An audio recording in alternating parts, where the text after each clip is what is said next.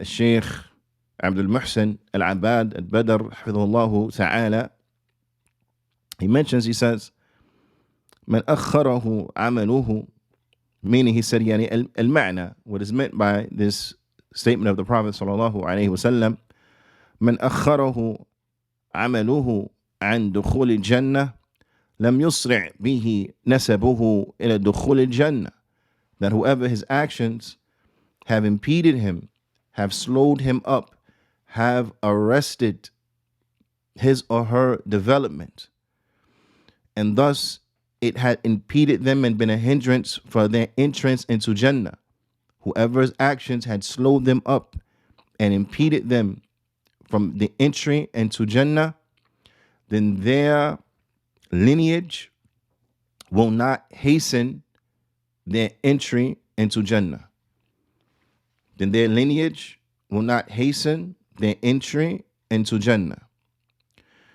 لأن المعتبر في ذلك الإيمان والتقوى, because what is looked at and what is the credence is based upon is al-iman and taqwa, meaning that what is that will be a factor in the entry into Jannah, then it is faith and it is taqwa. It is having iman and is having fear and reverence for Allah subhanahu wa ta'ala. These are the factors. These are the factors that are needed when it comes to the entry into Jannah. Whereas the nasab, whereas the lineage, it does not enter into that. It does not factor into that, into the entry into Jannah.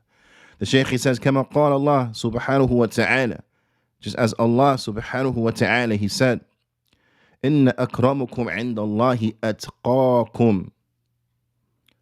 Allah subhanahu wa ta'ala, he said that verily the most noble, the best of you with Allah are those who have the most taqwa. So what is the criterion for an individual to have a high status and a high standard?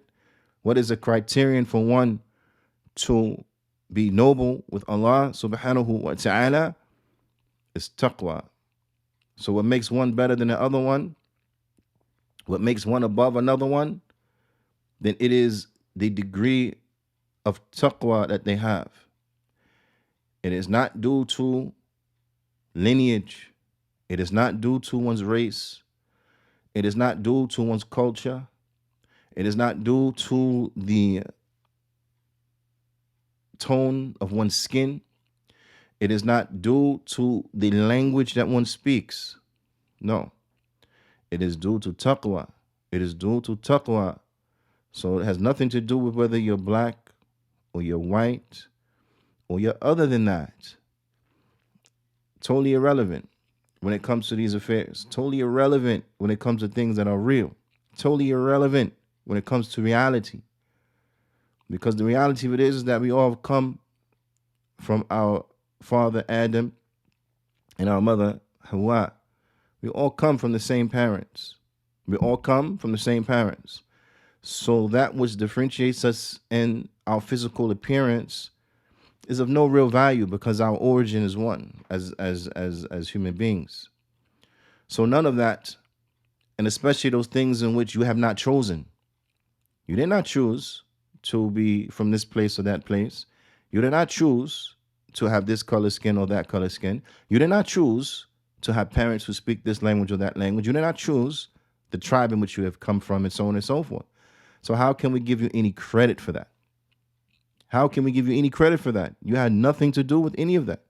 You had nothing to do whether you were a man or a woman or from here, from there, look like this, look like that.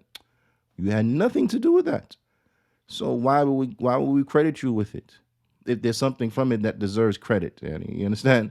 If there's something from it that deserves credit or merit, why would we give it to you? For what? You didn't do anything. It's not an accomplishment of yours.